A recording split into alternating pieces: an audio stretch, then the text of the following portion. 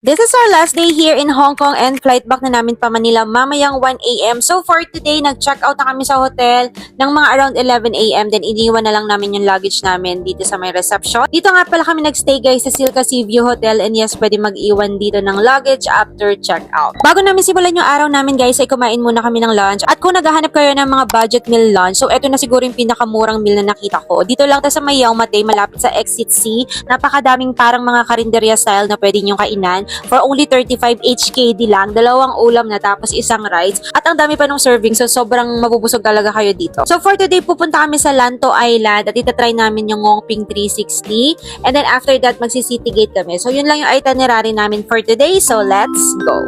By the way guys, kapag pupunta pala kayo ng Hong Kong, eto yung wag nyo palampasin kasi sobrang amazing na experience at napakaganda ng view kapag sumakay ka ng cable car.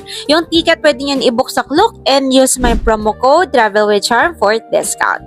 So here's a quick recap of our experience.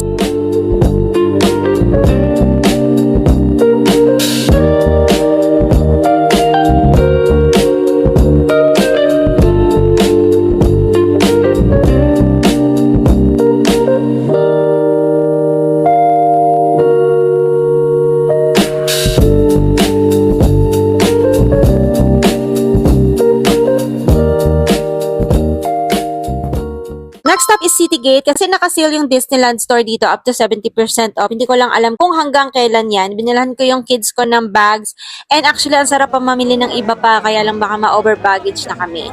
After that, we went back to our hotel to pick up our luggage at dumiretso na kami sa airport.